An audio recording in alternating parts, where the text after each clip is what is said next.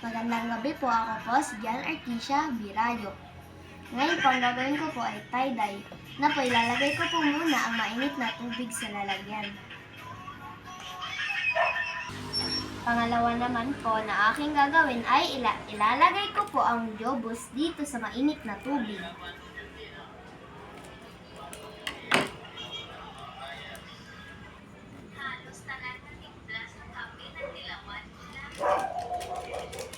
Ko na po ito.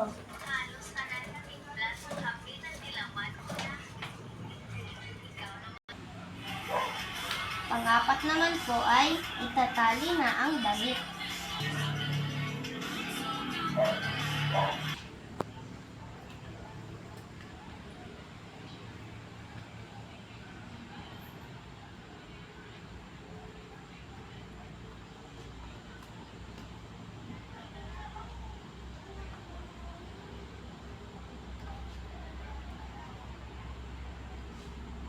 Okay na yan.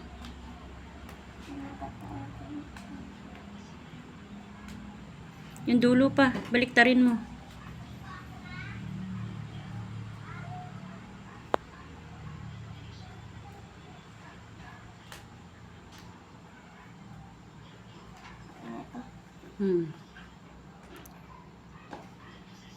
Sige na. Panlima naman po ay ilalagay ko na po ito dito sa mainit na tubig na may halong kulay. Gamitan ko ng stick kasi mainit.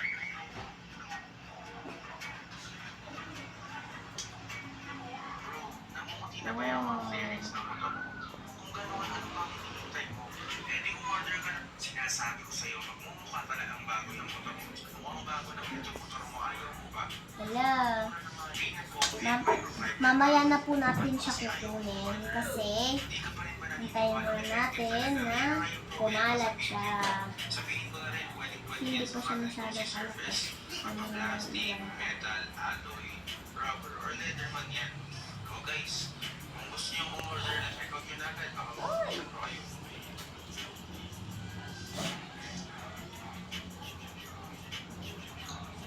Bro, hindi na ba yung mga fairings na mo? Pwede na yan. Taka na yan.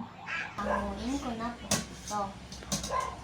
At kaya gumamit po ako ng pitpit para kumakuha ko ito dahil ito ay mainit.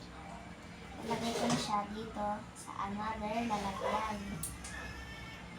Parang nagluluto ka lang nito ng isda.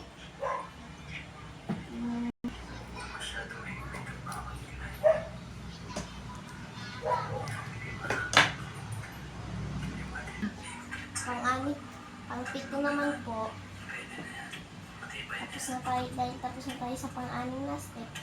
Ito naman, tatanggalin mo na yung mga taling nilagay ko kanina. Okay, siyempre. Pagkatapos, itatapin na natin kasi yung mga gawang gamit mo. Oh. Pangwalo naman po ay bubuklatin mo na siya at ihahanger na para siya ay matuyo.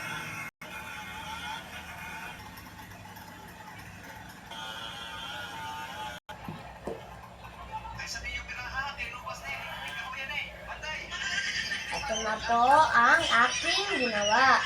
Hintay na lang po natin siyang matuyo at pwede na